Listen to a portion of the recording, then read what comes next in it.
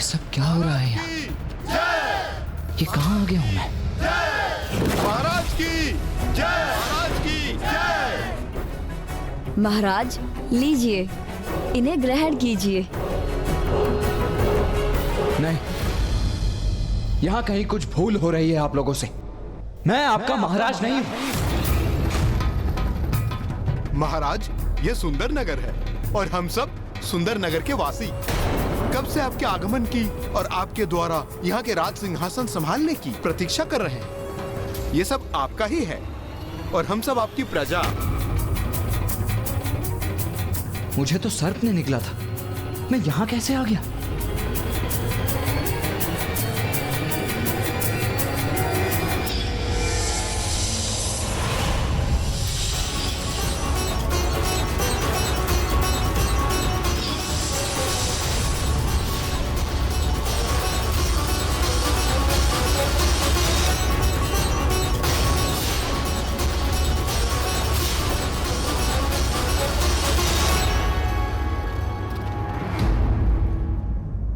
मुझे शीघ्र ही यहां से बाहर जाना होगा, उस क्रीड़ा में लौटना होगा। इंद्रदेव, वायुदेव और कुबेर देव की रक्षा के लिए अब अधिक समय शेष नहीं है।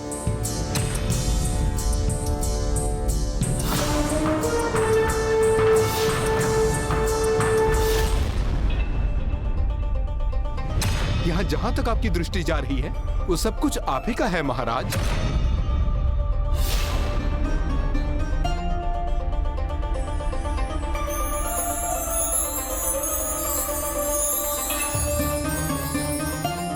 सत्य है, कितना सुंदर और शांत है ये सुंदर नगर।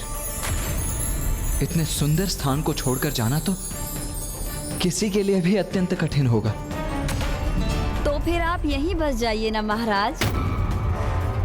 तुम्हारे सेनापति ने प्रथम चाल में कुल 11 अंक प्राप्त किए थे।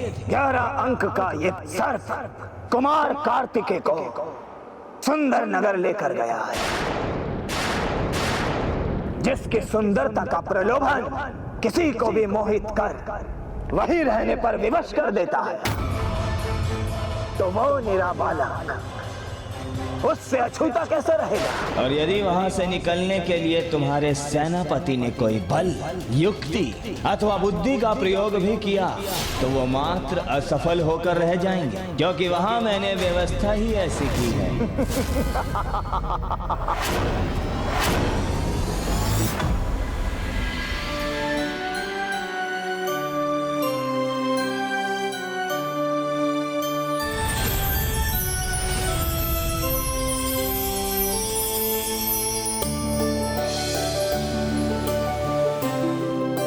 ऐसा अद्भुत स्थान जहाँ सर्वत्र सुंदरता और शांति है, ये वातावरण मेरे यहाँ वास करने के लिए सर्वथा उपयुक्त है। महाराज की जय, महाराज की जय। कुमार कार्तिकेय के देव सेनापति पद पर स्थापित होने हेतु उनके अभिषेक का शुभारंभ हो।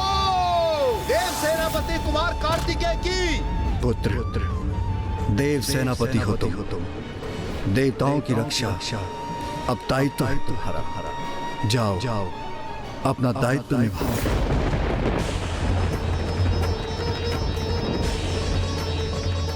पुत्र कार्तिकेय,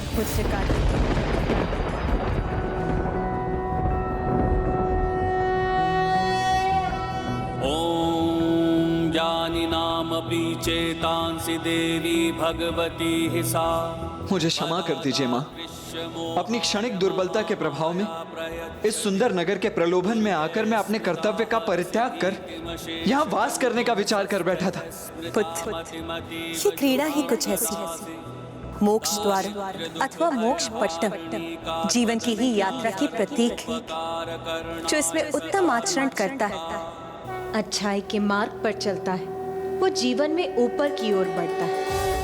और जब कोई किसी प्रलोभन में आता है तो उसे दुर्भाग्य रूपी सर्प डसता है। तुम सर्प से चित्रित उस वर्ग में जाके स्थित हुए जो लोभ का प्रतीक है।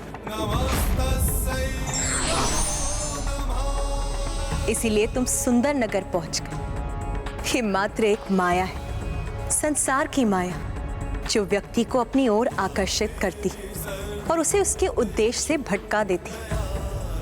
और स्मरण रखना पुत्र, यदि इस माया में उलझे तो पुनः भटक जाओगे।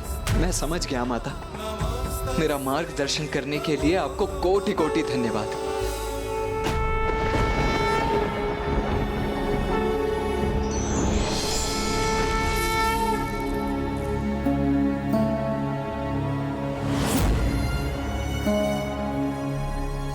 आप यहीं स्थिर रहकर हमारे इस नगर पर शासन करेंगे ना महाराज?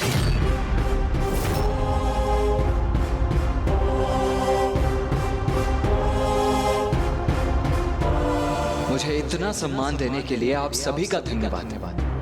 किंतु मैं आपके राजा के पद पर स्थापित नहीं हो सकता।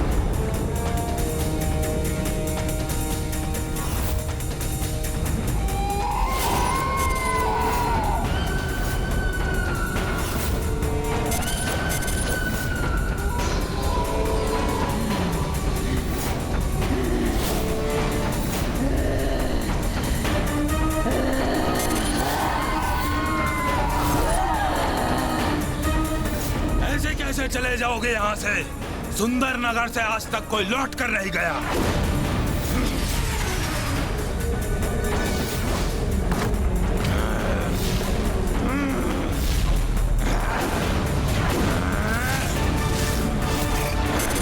नहीं जा सकोगे, नहीं जा सकोगे यहाँ से।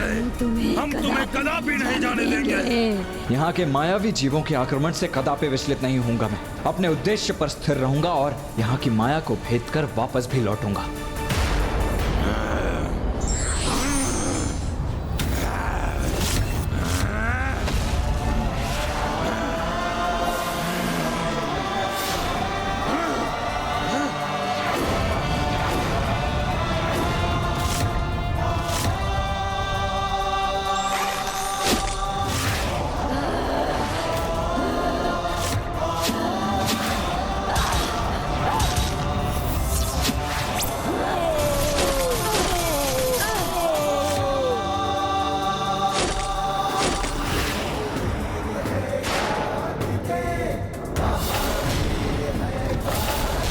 तो ये है सत्य प्रलोभन रूपी सुंदर नगर का।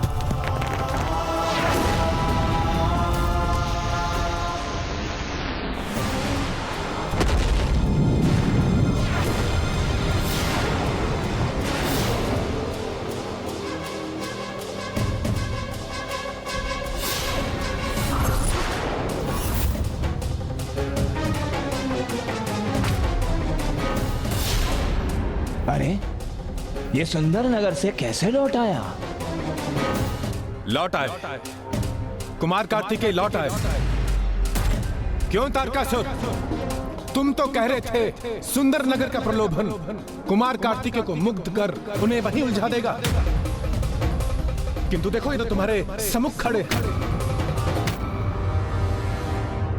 जो आज तक कोई न कर सका वो इसने कैसे संभव कर दिया?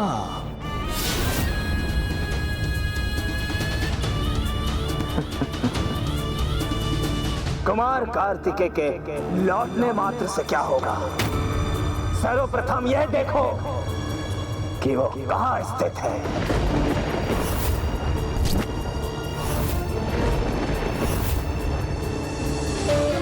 11 से 7 तुम तो पीछे छूट गए कुमार कार्तिकेय।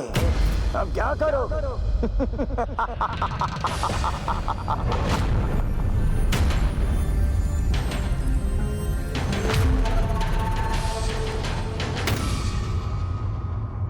तो कुमार उस क्रीड़ा पटल पर पीछे चले गए थे। यही तो है ये क्रीड़ा। यदि इसमें आपको सर्प डस लेता है तो आप स्वतः लुढ़क कर उसकी पूंछ के वर्ग पर पहुंच जाते हैं। किंतु ब्राह्मण देवता, यदि तारकासुर छल कर रहा था इस मायावी क्रीड़ा में, तो कुमार कार्तिकेय के लिए पासे तो स्वयं स्कंद माता फेंक रही थी। यदि वो चाहती तो कुमार कार्तिकेय को वो अंक प्राप्त हो सकते थे जो उन्हें विजयी बना देते, है ना? तब माता और तारकासुर में क्या भेद रह जाता माता? छल कपट माया ये तो एक असुर के अवगुण हैं, आसुरी प्रवृत्ति के प्रतीक हैं। यदि छल कपट का प्रयोग कर रहा था वो धूर्त तारकासुर, तो कुमार कार्तिकेय को भी माता का आशीर्वाद प्राप्त था। माता में उनका अटल विश्वास और उनकी भक्ति ही उनकी शक्ति थी। ठीक उसी प्रकार जैसे भैया और मुझे भी अपनी भक्ति और विश्वास में ही आस्था है, वो विश्वास कि महाराज देवोदास भी वही करेंगे जो उचित है और पिताश्री को काशी लौटने के लिए आमंत्रित करेंगे। बालक, अब मेरी बारी।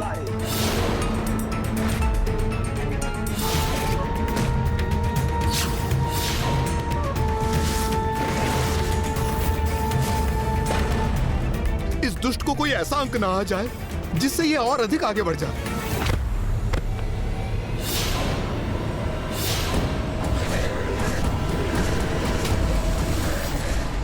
मुझे 4 अंक चाहिए।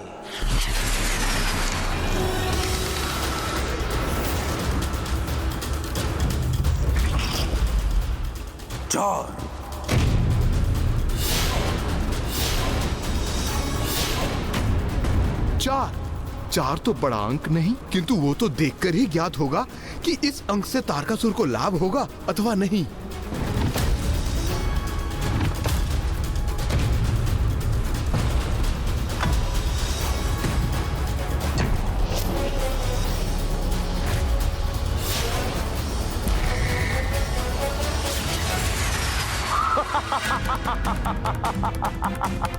ये क्या? अरे वाह, एक और सीढ़ी प्राप्त हो गई है मुझे।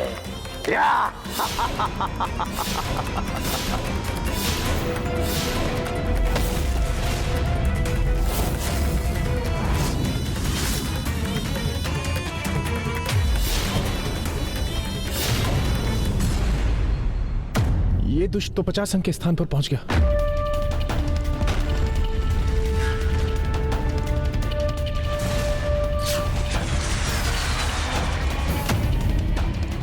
ऐसे ही आगे बढ़ते रहे तो हम यहां से कभी मुक्त नहीं हो सकेंगे।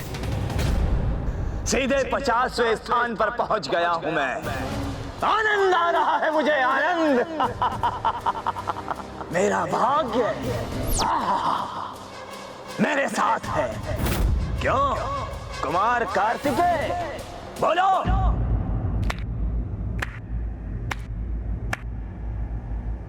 भाग्य का स्वभाव बहुत ही विचित्र होता है तारकासुर। वो कब कैसे पलटकर किसी का दुर्भाग्य बन जाए ये किसी को ज्ञात नहीं। इसीलिए जब तक तुम्हारा भाग्य तुम्हारा साथ दे रहा है उसका आनंद ले लो।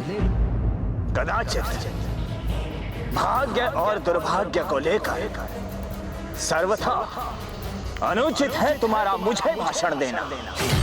अरे इतनी ऊंचाई से जहां पर मैं पहुंच चुका अत्यंत दुर्बल दिख रहा है मुझे तुम्हारा भाग्य कार्तिकेय।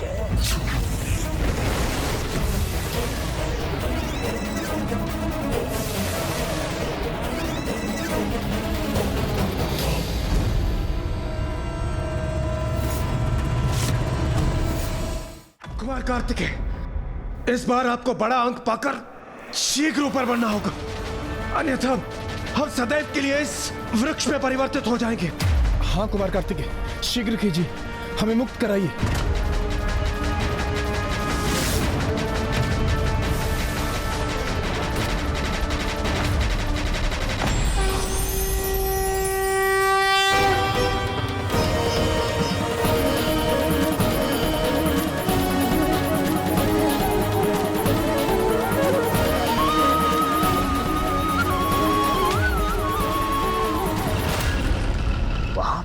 किस पर अपनी दृष्टि साध रहा है ये?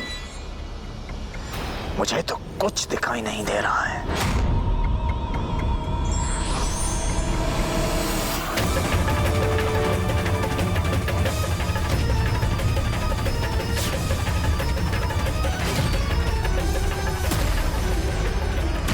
कुमार कार्तिकेय को इस चाल में आगे बढ़ने के लिए 10वें अंक के वर्ग तक पहुंचना होगा।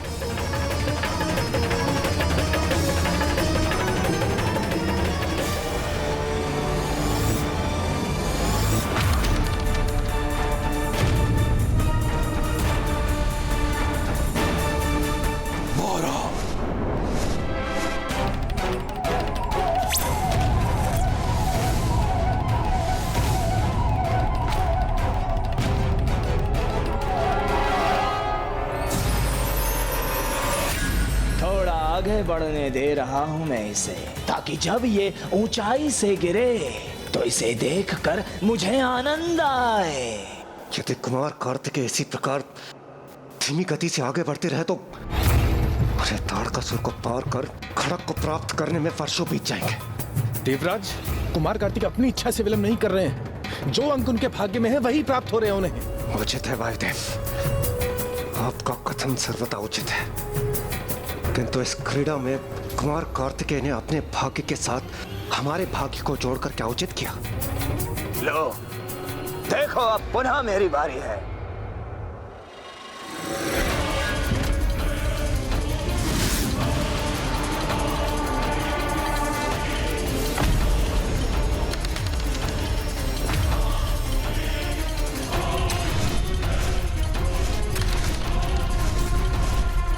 मुझे 3 अंक चाहिए।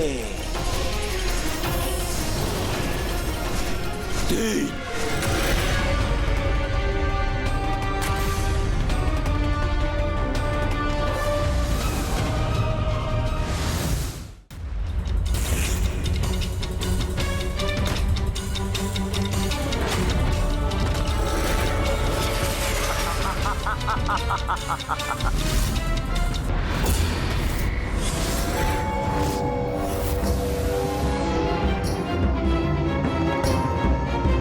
तारकासुर 70 के अंक वाले वर्ग पर पहुंचे और कुमार कार्तिक तो अभी 16 पर ही है। चलो देव सेनापति, चलो अपनी चाल चलो।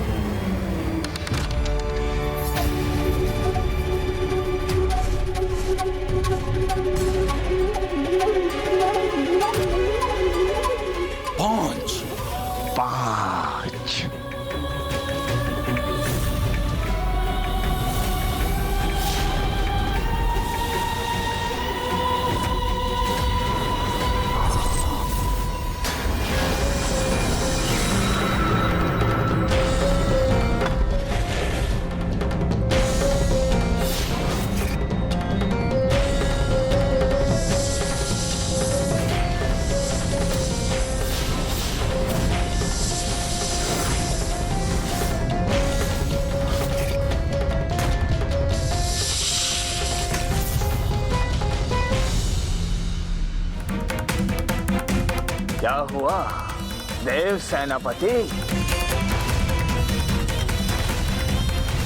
अब ये कहाँ उलझ गए तुम? हाँ? तारकासुर, उलझा मैं नहीं, उलझे तो तुम हो।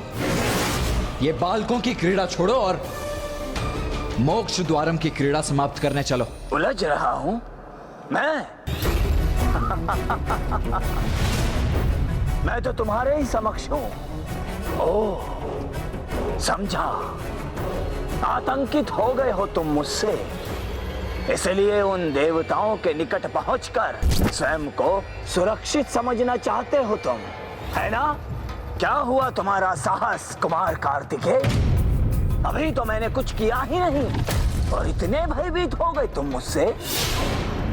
अरे साहस नहीं था तो मेरा सुझाव स्वीकार कर लौट जाते कैलाश और वहां अपने माता पिता की निगरानी में क्रीड़ा करते।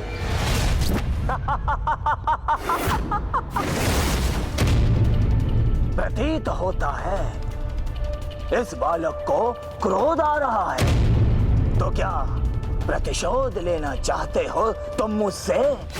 प्राप्त हुए अंक के अनुसार कुमार कार्तिकेय जिस वर्ग पर पहुंच चुके थे वो क्रोध को दर्शा रहा था।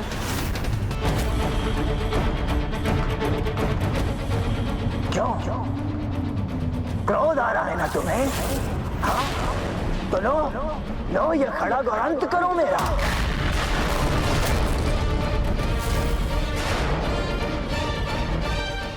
अंत करूंगा मैं और उसके पश्चात तुम्हारे संपूर्ण परिवार का ब्रह्मदेव, महादेव और फिर तुम्हारी माता का।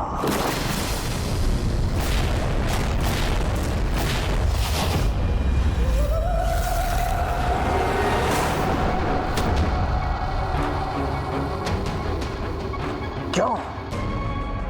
क्रोध आ रहा है ना तुम्हें? हाँ? तो लो ये खड़ग और अंत करो मेरा अंत करने का सबसे उत्तम अवसर है ये कुमार कार्तिकेय। अभी अंत नहीं किया तो बहुत पछताओगे तुम। लो थामो ये खड़ग, लो और अंत कर दो मेरा। कहाँ चले गए कुमार कार्तिकेय? और ये हमारी पीड़ा का आभास भी है या फिर ये सब कुछ एक मात्र क्रीड़ा है उनके लिए? देवराज इंद्र, तनिक धैर्य रखिए। यहाँ हम तीन एकत्र तो हैं। पता नहीं उस दुष्ट तारकासुर ने कुमार कार्तिकेय को कहाँ भेज दिया, और वो जहाँ भी हैं वो तो सर्वथा अकेले ही है ना? देवराज, वो हमारे लिए अपने प्राण दांव पर लगा रहे हैं। उसके समक्ष हमारी पीड़ा कुछ भी नहीं। इंद्रदेव, वायुदेव और कुबेर जी, अब कुछ ही समय शेष है, तो अंत समय में जो भी एक दूसरे को कुछ कहना चाहते हो कह लो, क्योंकि वृक्ष बनने के उपरांत तो मूक हो जाओगे ना तुम। तो क्या हमारी श्रवण शक्ति भी शेष नहीं रहेगी? कदाचित। उत्तम, वही उचित होगा। तुम्हारे ये अनर्गल प्रलाप सुनने के लिए हम विवश तो नहीं रहेंगे। बस बहुत हुआ। तुम्हारा देव सेनापति गया, उलझ गया वो अपने ही क्रोध के जंगल में। अब कोई उसकी रक्षा नहीं कर सकता।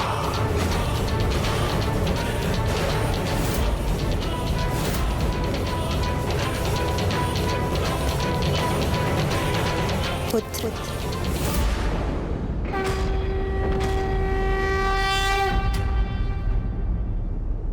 पुत्र, मेरे नेत्रों में अपनी छवि को देखो।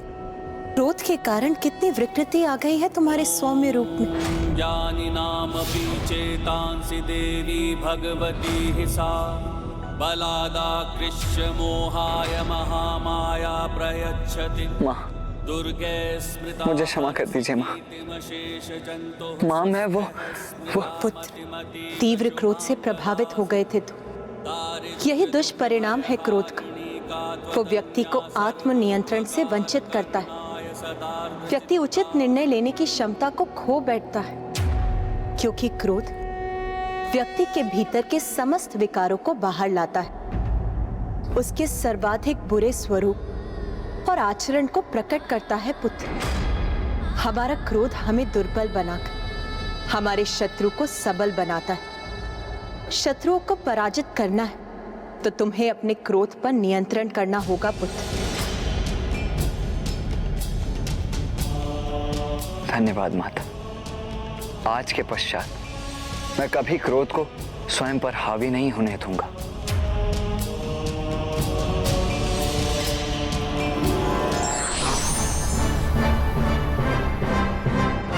कुमार कार्तिकेय, लो ये हथियार।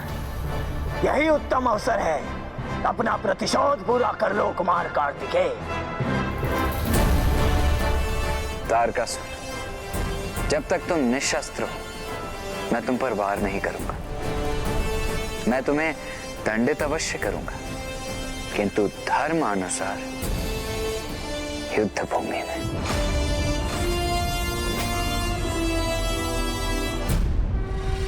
ओम नमः शिवाय।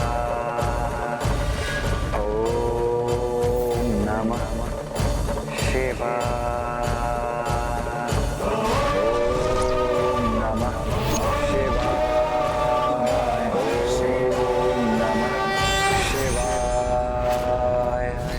लौट आया है।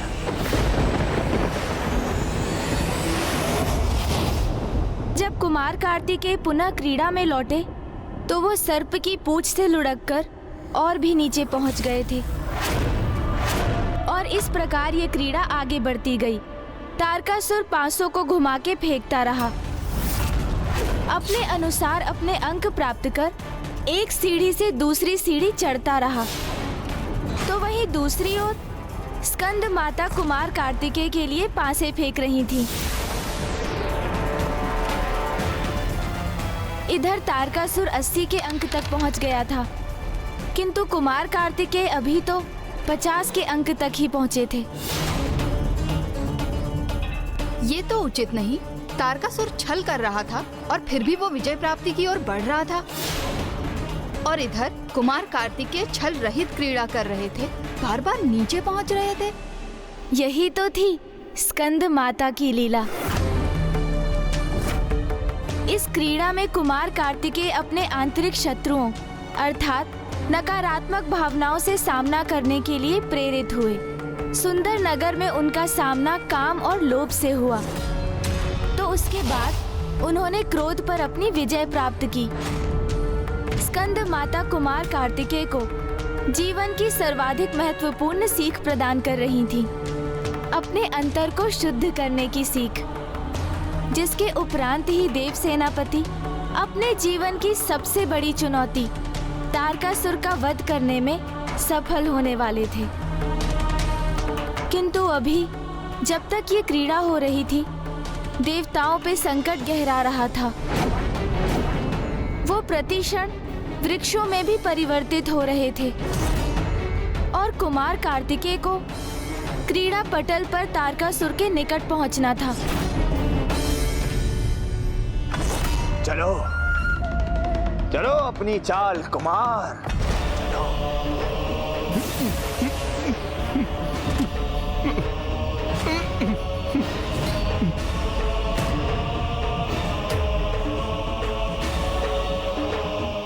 माँ, इस बार मुझे अच्छे अंक प्राप्त होना अनिवार्य है, अन्यथा मेरी पराजय होगी, देवताओं की पराजय हो जाएगी।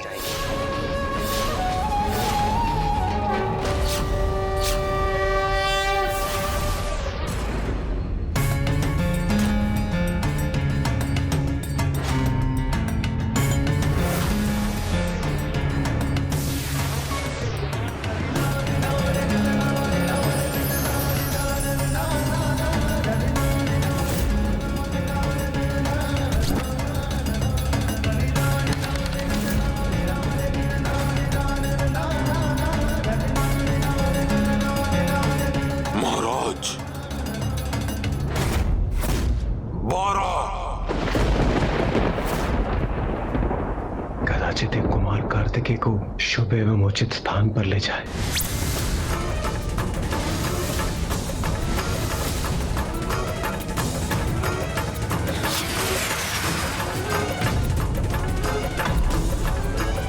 अब आएगा आनंद।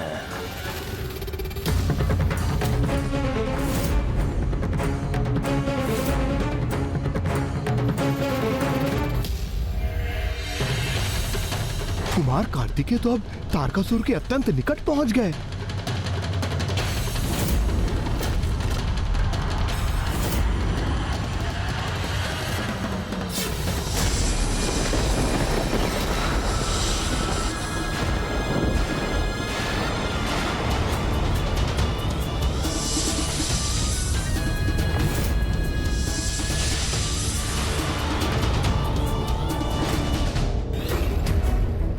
माता, मुझे पूर्ण विश्वास है आपने पासे फेंककर मेरा उचित मार्गदर्शन करने हेतु ही ये अंक प्रदान किए हैं।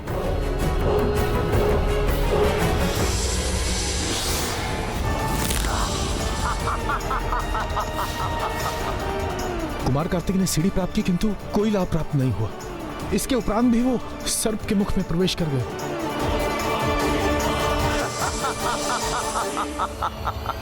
तुच्छ देवता,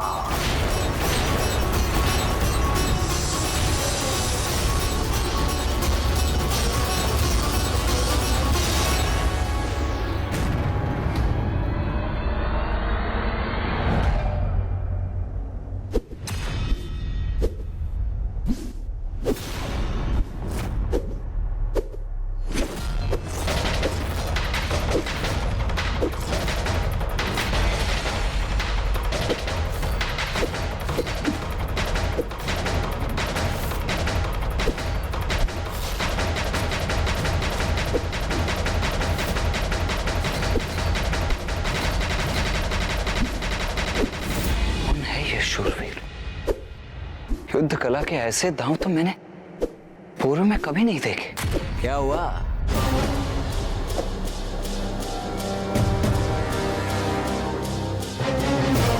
क्या हुआ? तुम्हें इस योद्धा को देखकर ईर्ष्या हो रही है क्या? महादेव पुत्र हो तुम, देव सेनापति कुमार कार्तिकेय हो। समस्त संसार में तुमसे श्रेष्ठ योद्धा नहीं है कोई, ना कोई असुर और ना ही स्वयं त्रिदेव भी। कौन हो तुम? मद, तुम्हारा मद।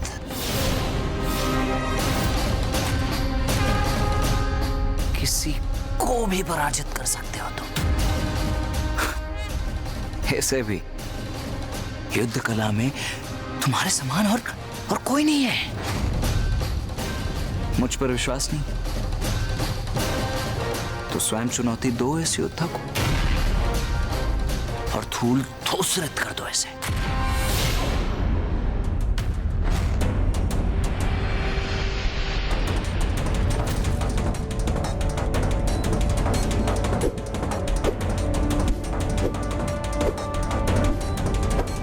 तुम जो कोई भी हो, मेरे समक्ष कदापि नहीं टिक सकोगे।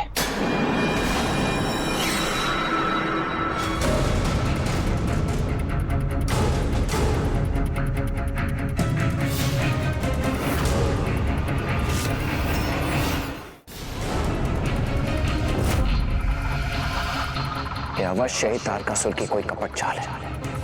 इससे तुम्हें अवश्य निपटूंगा ही, किंतु सर्वप्रथम तुम्हें भूमि पर गिराऊंगा।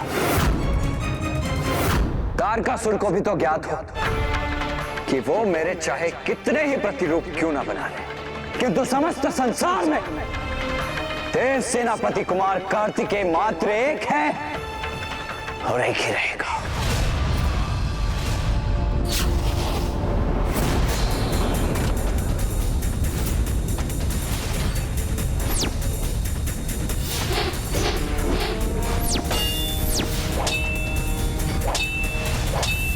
सर्वश्रेष्ठ योद्धा हो तुम।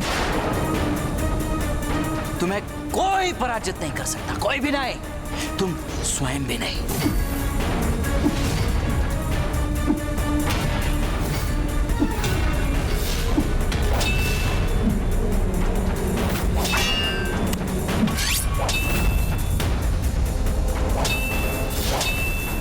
तुम मुझे पराजित नहीं कर सकते। मैं सर्वोत्तम, सर्वश्रेष्ठ हूं।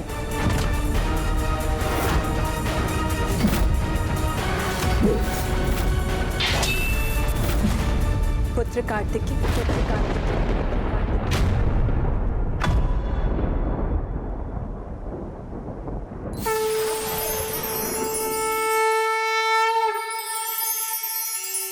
पूर्ण विश्वास है तुम सर्वश्रेष्ठ योद्धा हो तुम। स्वयं से शेष योद्धा को देख तुम्हारे भीतर ईर्ष्या अर्थात मत्सर का भाव उत्पन्न, और उस ईर्ष्या के भाव तुम्हारे भीतर जो प्रतियोगिता का भाव उत्पन्न किया वो एक सीमा तक तो उचित, किंतु जब उस भाव के कारण तुम किसी व्यक्ति को नीचा दिखाने के लिए प्रेरित, तो समझ वह अहंकार अर्थात मद का आरंभ है, और अहंकारी व्यक्ति का पतन तो सदैव निश्चित। माँ, मैं आपका कथन समझ रहा हूं, किंतु क्या मद और मत्सर की भावनाएं व्यक्ति को आगे बढ़ने, प्रगति करने के लिए प्रेरित नहीं करती? पुत्र, मोह, लोभ, काम, मत्सर, मद, क्रोध अर्थात अंतर में छिपे ये 6 शत्रु तो सभी के भीतर होते हैं, जो तुम्हारा आत्मनियंत्रण खोकर तुम्हें विनाश की ओर प्रेरित करेंगे। किंतु उसके विपरीत सकारात्मक भाव जैसे प्रेम, बल, आत्मविश्वास, निष्ठा और नम्रता से प्रभावित होगे, तो तुम सदा अपने स्वभाव के अनुसार उचित आचरण करोगे पुत्र।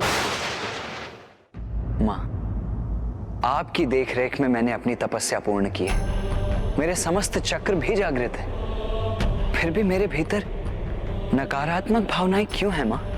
पुत्र, तुम्हें अभी ज्ञान के अतिरिक्त अनुभव प्राप्त करने शेष थे, जो तुम्हें जीवन के संघर्षों से ही प्राप्त होंगे। तुम्हें संघर्ष पथ पर डाल मैं तुम्हारा मार्गदर्शन कर रही हूँ पुत्र। इस क्रीड़ा में जब भी तुम्हें सर्प ने निगलकर जीवन की संघर्ष की नवीन परिस्थिति में डाला, तो तुम उस संघर्ष से जूझकर एक नवीन अनुभव प्राप्त किया। तुम्हारा संघर्ष किससे है? स्वयं से। कौन तुम्हें आगे बढ़ने के लिए प्रेरित कर रहा है? स्वयं तुम। अपने भीतर 6 दुर्बलता पर विजय प्राप्त करो पुत्र।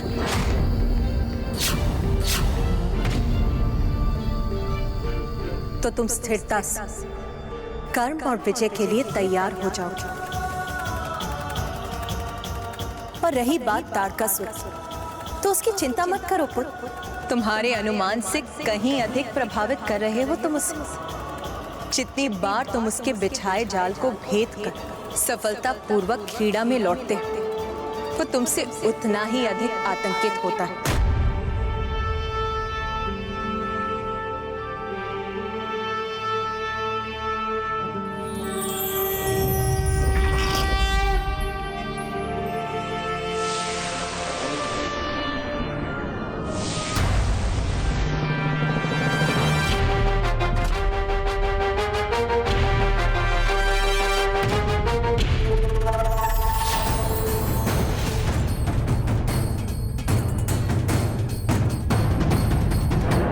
आपका अभिवादन करता हूं। आप अत्यंत कुशल, समर्थ और दक्ष योद्धा हैं। ये क्या क्या क्या क्या कर रहे हो तुम? तुमसे भी कोई श्रेष्ठ है ये कैसे स्वीकार कर सकते हो तुम?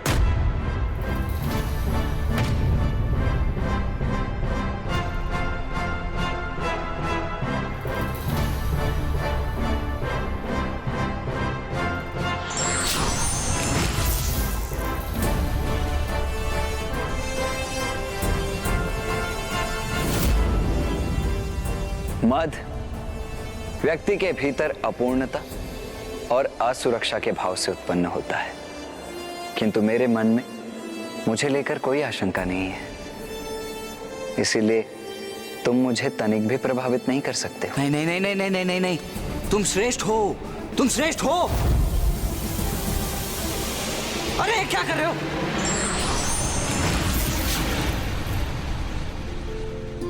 धन्यवाद माता।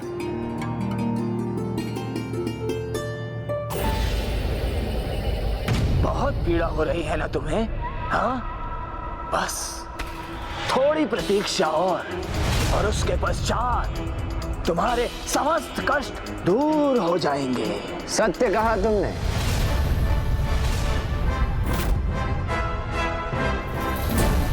लो, मैं लौट आया।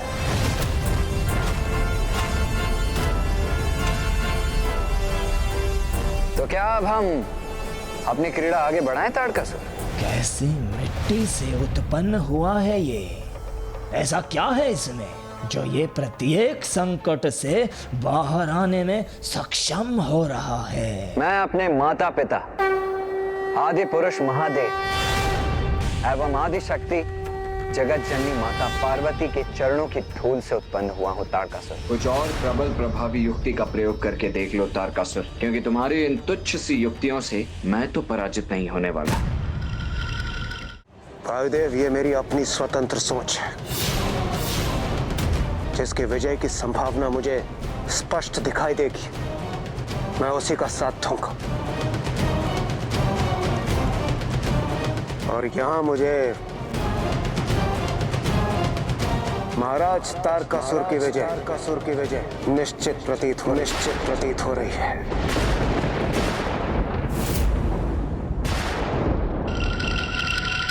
देवराज इंद्र, ये क्या हो गया है आपको? आप ऐसा कपट आचरण कैसे कर सकते हैं? देवराज इंद्र इतनी सरलता से पलट जाएं, अपने परम शत्रु का साथ देने लगे, ये कैसे संभव है? विपरीत परिस्थितियां कभी-कभी व्यक्ति का मनोबल गिरा देती हैं। किंतु देवराज इंद्र इस प्रकार स्वयं को पराजित मान लेंगे, ये तो देवताओं के लिए अविश्वसनीय था।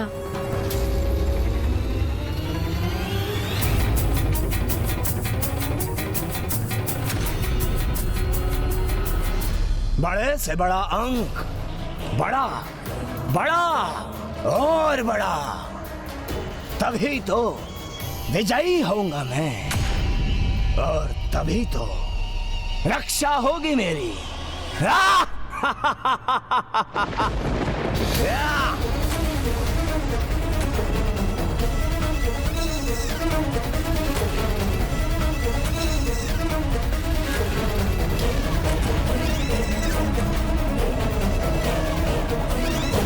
ये तो इतना आश्वस्त खड़ा है, कहीं कहीं ये क्रीड़ा पलटने तो नहीं वाली, कहीं ये उस खड़क तक पहुंचने में सफल तो नहीं होने जा रहा है। नहीं नहीं, ऐसा कदापि नहीं होगा।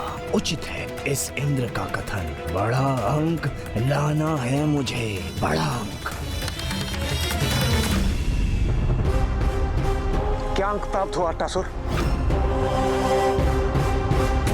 दो।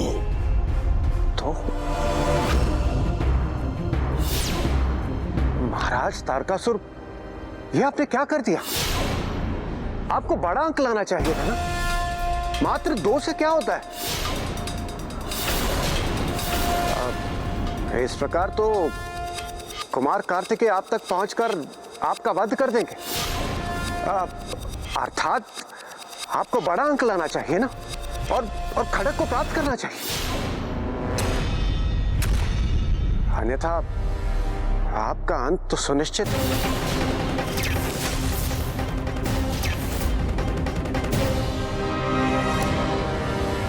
ये देवराज इंद्र इतने कृतज्ञ कैसे होते जा रहे हैं?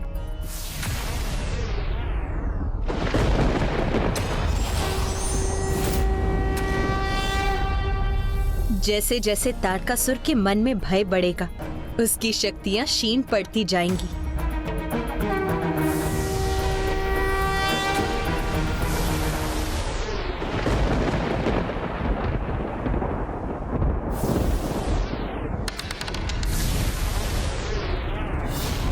चार।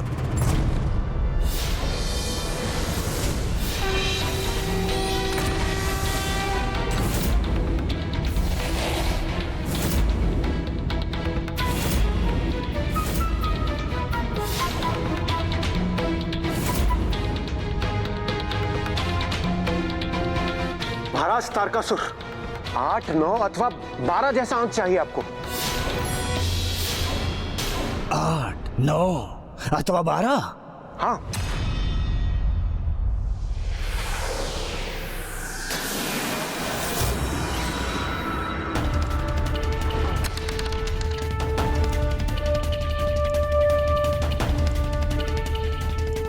ध्यान से महाराज, अन्यथा आप पराजित भी हो सकते हैं।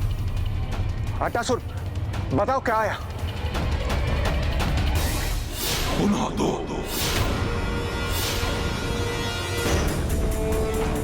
महाराज तारकासुर, क्या हुआ आपको? मैंने कहा था ना आपको 8, 9 अथवा 12, ये 2 तो कदापि नहीं कहा था मैंने।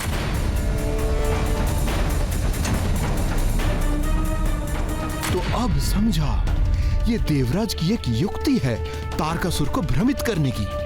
वायुदेव, ये देवराज इंद्र की एक युक्ति मात्र है तारकासुर का ध्यान भटकाने की। महाराज तारकासुर, क्या आपको ज्ञात नहीं, कुमार कार्तिकेय को माता महामाया से दिव्य सहायता प्राप्त है, तभी तो वो आपके बिछाए जालों को इतनी सरलता से पार कर पाए, जिन्हें आप भी नहीं भेद पाते। और ये ज्ञात होते हुए भी आप इतने निश्चिंत होकर ये क्रीड़ा कैसे कर सकते हैं? क्या आप एक बड़ा अंक भी नहीं ला सकते? बस शांत देवराज इंद्र, मृत्यु होगी तो मेरी होगी, इसमें तुम्हारी क्या हानि है? तारकासुर जी, यदि आप अपना अंत करवाना चाहते हैं तो करवाइए।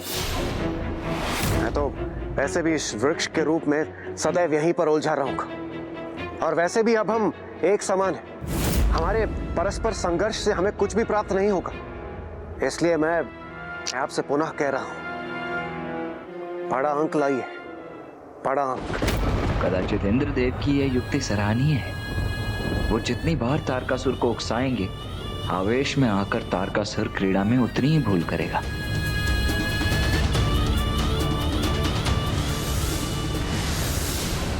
कुमार कार्तिकेय और तारकासुर भले दोनों ही एक ही क्रीड़ा के सहभागी थे, किंतु उद्देश्य दोनों का पूर्णतया भिन्न था।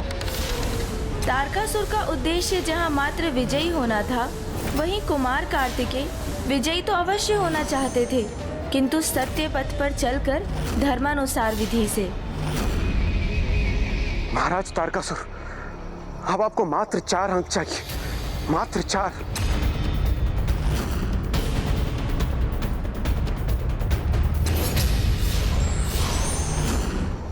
और देवराज इंद्र द्वारा उत्पन्न कोलाहल से जो अंक तारकासुर प्राप्त कर रहा था, उससे और कुमार कार्तिकेय के आगे बढ़ने से उसका ध्यान इतना बट रहा था कि उसे 500 के अंक परिवर्तित करने का अवसर ही नहीं प्राप्त हो रहा था।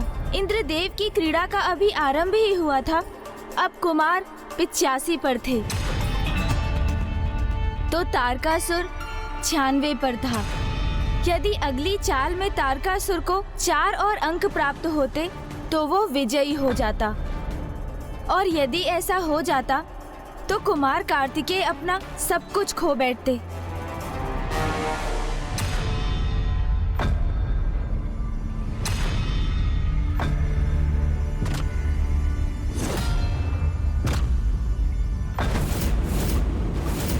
बस अब थोड़ी ही दूरी शेष है, किंतु जब तक विजयी ना हो जाऊं, सावधानी से आगे बढ़ना होगा मुझे।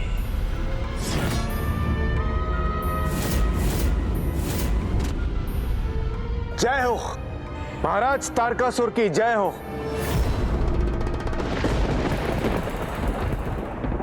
कैसे निकृष्ट द्रोही हैं आप देवराज इंद्र! ये कैसा आचरण कर रहे हैं आप? और ये तारकासुर आपका महाराज कैसे हो गया? कितनी सहजता से अपनी निष्ठा कैसे बदल ली आपने? इसीलिए तो मैं देवराज हूं, बुद्धिमान हूं, इसीलिए मुझे ज्ञात डूबती नैया का परित्याग करना ही उचित होता है। देखा कुमार कार्तिकेय, तुमने देखा? अभी तो मेरी विजय भी नहीं हुई और तुम्हारे निष्ठावान देवताओं में फूट डलवाकर अभी से कलह उत्पन्न करवा दी है मैंने। देवताओं की चिंता छोड़ो और अपनी चिंता करो तारकासुर। अभी विजयी नहीं हुए हो, इसलिए तुम्हारे लिए अभी यही उचित होगा कि तुम क्रीड़ा पर ध्यान केंद्रित करो।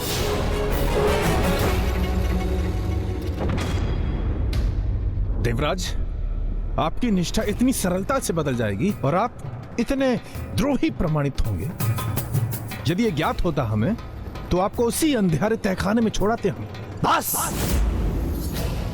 बंद करो अपना ये अनर्गल प्रलाप। हाँ हाँ, उचित है महाराज तारकासुर, उचित है। इन देवताओं को तो शांत ही रहना चाहिए। मेरे महाराज तारकासुर विजय के इतने निकट जो हैं, बस घोषणा ही शेष है।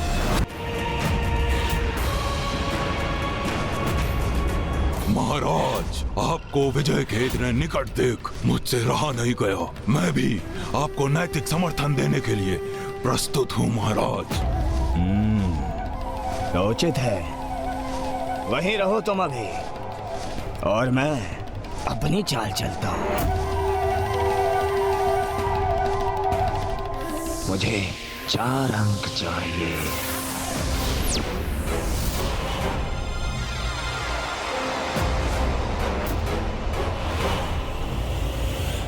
एक, 2,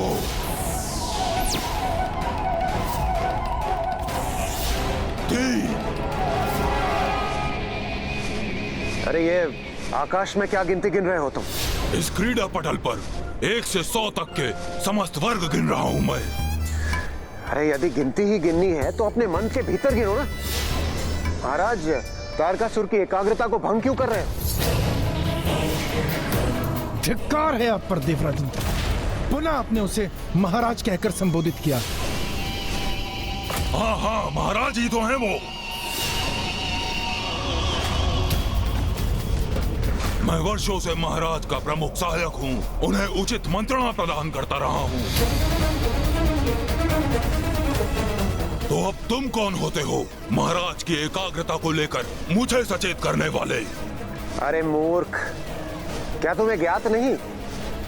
मोक्ष द्वार की रचना स्वयं महाराज तारकासुर ने की है और उन्हें गिनती भी ज्ञात है और उन्हें भली भांति ज्ञात है खड़क तक पहुंचने के लिए उन्हें 2 नहीं, उन्हें चाहिए 4।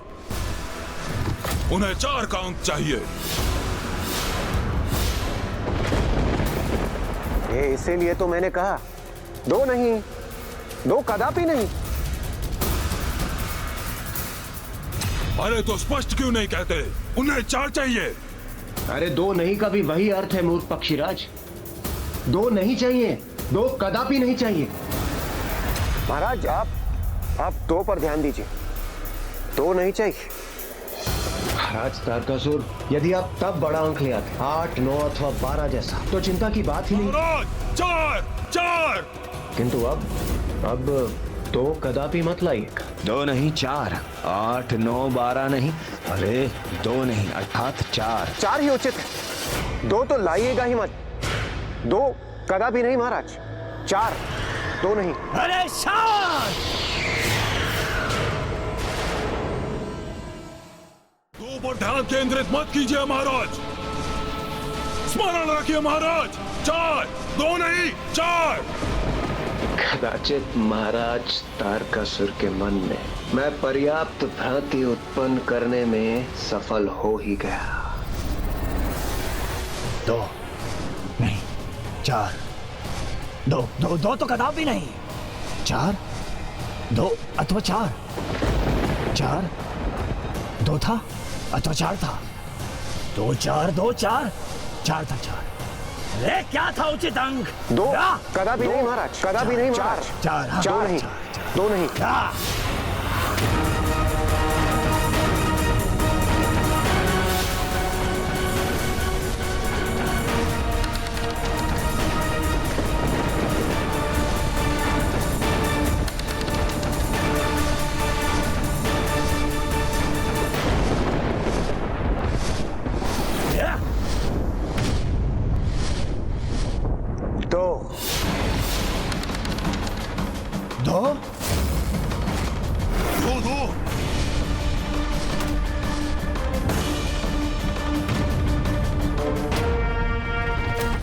मेरा कार्य संपन्न हुआ।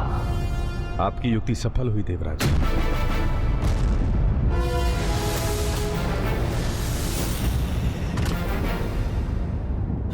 ये 98 पर आकर क्यों रुक गया मैं? आगे बढ़ना है मुझे, विजयी होना है मुझे।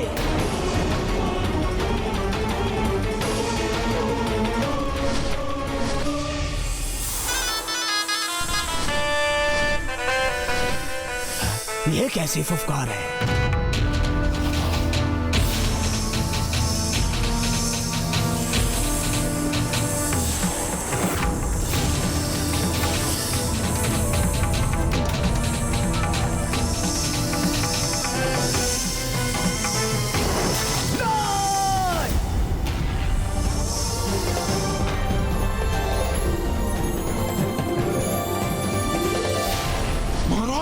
महाराज को निगल लिया सर्प ने।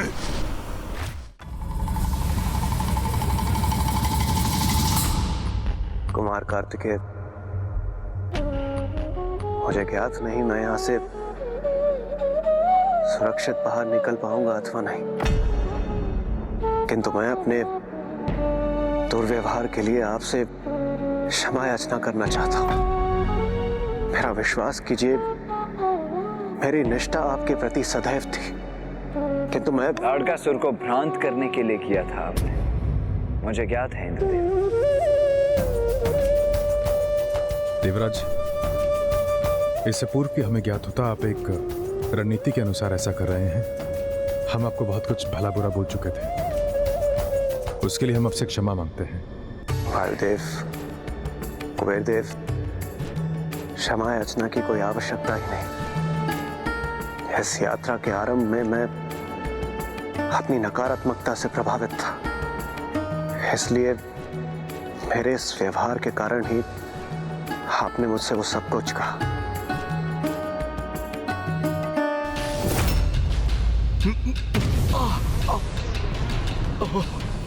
देवता, तो आप पूर्ण रूप से वृक्षों में परिवर्तित हो रहे हैं। देवताओं की रक्षा हेतु मुझे शीघ्र अतिशीघ्र इस क्रीड़ा को समाप्त करना होगा। हाँ कुमार कार्तिकेय, अब विलंब मत कीजिए। अब आपको कोई नहीं रोक सकता। यही उचित अवसर है। आगे अवश्य बढ़ूंगा वायुदेव, किंतु उचित प्रकार से, क्रीड़ा के नियमों के अनुसार से। कुमार कार्तिकेय नियम का उल्लंघन कर विजय प्राप्त कर सकते हैं, किंतु उन्होंने ऐसा नहीं किया। कहाँ एक और असुर महाराज तारकासुर हैं, जिन्होंने आगे बढ़ने के लिए छल करने से तनिक भी संकोच नहीं किया, और दूसरी ओर ये अद्भुत दिव्य कुमार कार्तिकेय हैं, जो न्यायपरता और सत्यनिष्ठा पर स्थिर हैं।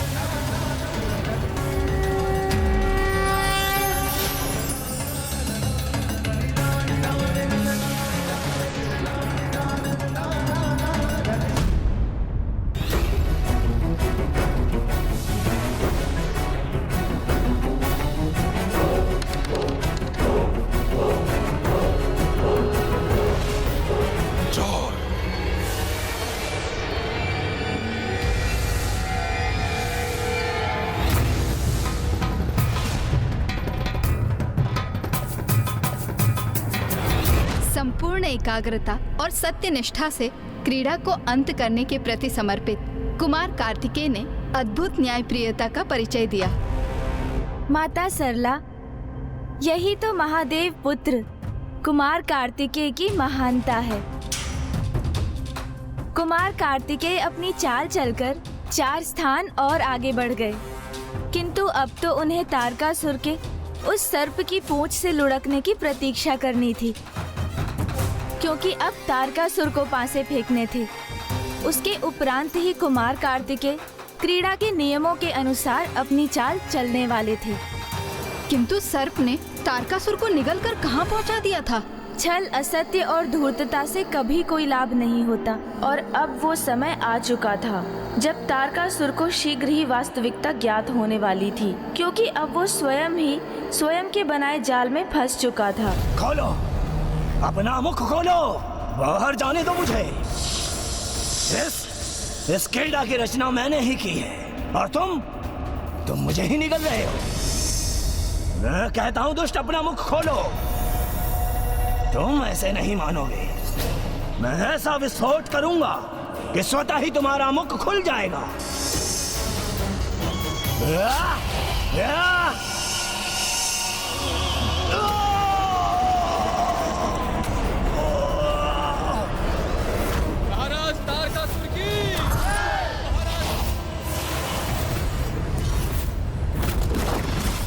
अब तारकासुर का भीतरी विकार और पाप उसके सम्मुख थे, जिससे उसका सामना होने वाला था। कुमार कार्तिकेय के लिए भी यही चुनौती थी, किंतु समस्या ये थी कि जब तक तारकासुर क्रीड़ा पटल पर नहीं लौटता, क्रीड़ा आगे नहीं बढ़ सकती थी। वहीं दूसरी ओर देवताओं के समक्ष भी अब समय कम ही शेष रह गया था, क्योंकि वो भी अब लगभग पूर्ण वृक्ष के रूप में परिवर्तित होने ही वाले थे। इसीलिए ये देवताओं के लिए एक संकट की घड़ी थी, क्योंकि कुमार कार्तिकेय उन्हें तभी रक्षित कर पाते जब तारकासुर क्रीड़ा पटल पर पुनः लौटकर आता।